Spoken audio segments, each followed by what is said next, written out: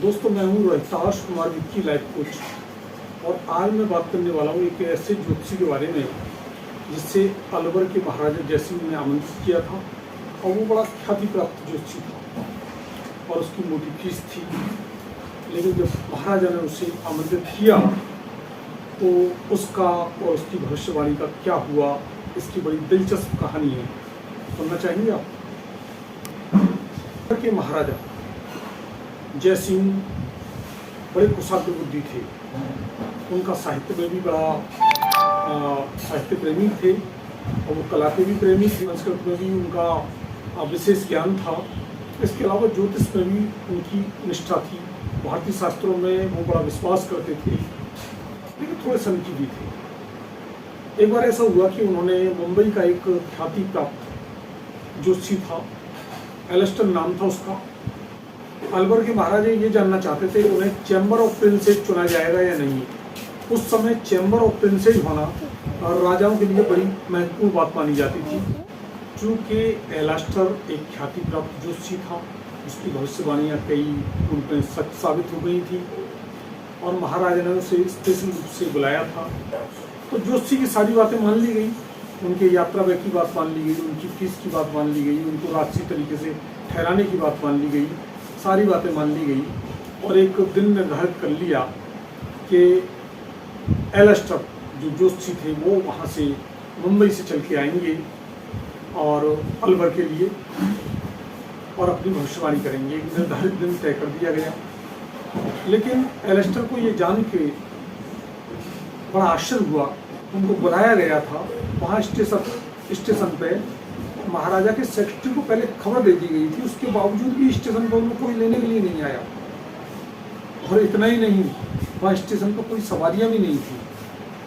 तो ज्योतिषी बड़े चकित रह गए कि महाराजा को पहले खबर के बावजूद, महाराजा के सेक्रेटरी को पहले खबर के बावजूद यहाँ स्टेशन पर कोई लेने के लिए नहीं आया।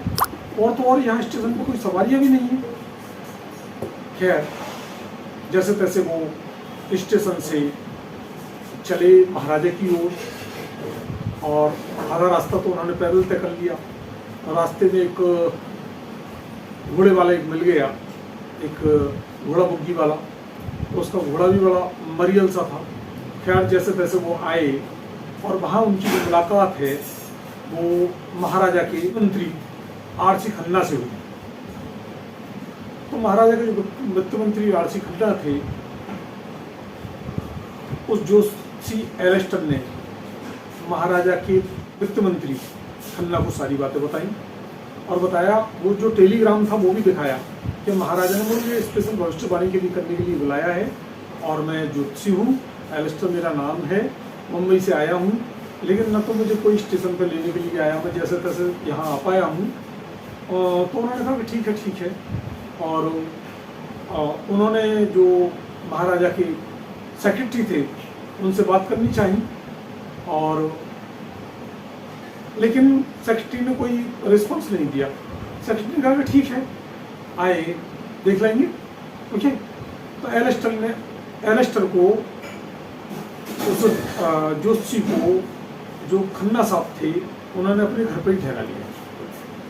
फिर सुबह खन्ना साहब ने फिर महाराजा के सेक्रेटरी से कांटेक्ट किया और कहा कि भाई वो ज्योतिषी आए हुए हैं वो भविष्यवाणी करने के लिए और उनको मैं लेके आऊँ, क्या करना है। तो उन्होंने कहा ठीक है, वो जहाँ जैसे हैं रहने दीजिए आप। ठीक है। तो उनका जो महाराजा के सेक्रेटरी था बड़ा उपेक्षापूर्ण, बड़ा असमंजनक एक व्यवहार था उनका। तो उन्होंने कहा कि ठीक है, रहने दीजिए, जैसे भी जहाँ हैं ठीक है, रहने दीजिए। ठीक है, जब जरूरत होगी जब उनको बुला लेंगे। खैर, एक दिन बीता, 2 दिन बीते। अब वो जो खन्ना साहब थे उनको भी अंदर से भयभीत होने लगे कि राजा साहब और उनके सेक्रेटरी वगैरह तो कोई रिस्पॉन्स ही नहीं दे रहे उन्हें बुलाने के लिए। वो भी राजा के सेक्रेटरी और राजा साहब के जो रवैया था उसे देख के हैरान परेशान थे और अंदर से भयभीत भी थे कि कहीं राजा उनसे नाराज न हो जाए।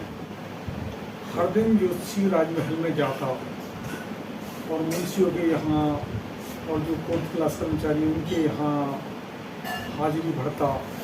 उसकी बस एक ही मंशा थी कि या तो राजा साहब उससे जो भविष्यवाणी के लिए आया है उससे मिलने और या फिर उसे मिल जाने की इजाज़त दें, लेकिन हुआ इसका उल्टा।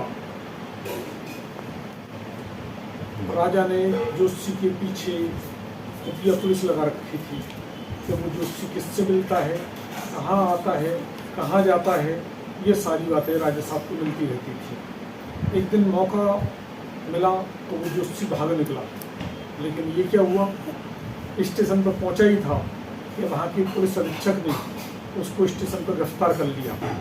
और इस बार उसे मिस्टर खन्ना के घर पे नहीं, इस बार उसको जोशी को जेल में रहने के लिए जेल में डाल दिया गया। अब हैसी जो जोशी था वो बड़ा हैरान परेशान था।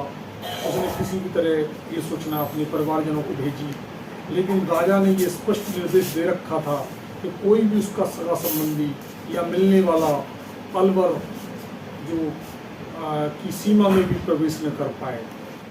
जोशी को जेल में रहने के अलावा कोई चारा नहीं था। अगर इस हिसाब से जैसे उसकी जो फीस थी 1000 रुपये पर डे थी, इस हिसाब से तो उसके लाखों रुपए बन रहे थे, लेकिन यहाँ तो उसका जेल में रहते रहते वजन गिरने लगा और उसकी जो हालत है वो ख़राब होने लगी। जेल में रह के जोशी का वजन गिरने लगा, उसकी हालत ख़राब रहने लगी। और वैसे तो उसका जो फीस लेता था उसके हिसाब से 3-4 महीने उसको जेल में हो गए थे, तो इस हिसाब से तो उसके वैसे ही लाखों रुपए बैठते। आखिर वह दिन भी आ गया कि एक दिन पुलिस इंस्पेक्टर बजाय बहादुर गोपाल दास सुबह सुबह जेल में पहुंचे और उन्होंने जोशी को बताया कि आपको राजा साहब ने याद किया है। जोशी तो हैरान परेशान था ही, दुखी था।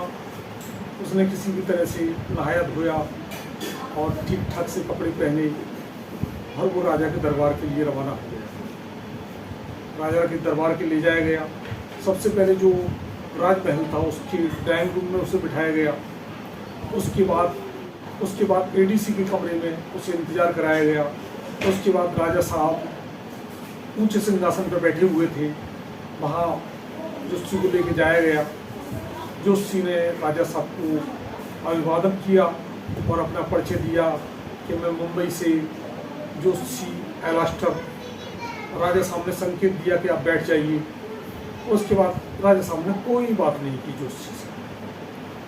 घंटा बीता, 1.5 घंटा बीता, इधर जोशी का धीरे जवाब दे रहा था। राजा साहब कोई काम भी नहीं कर रहे थे, बैठे हुए थे। तो आखिर जोशी ने राजा साहब से निवेदन किया कि सर मैं जोशी एलास्टर, और सर टाइम भी बहुत हो रहा है और आपकी अगर अनुमति हो तो आपने भविष्यवाणी के लिए बुलवाया था, तो आप चाहें तो मैं वो भविष्यवाणी करूं।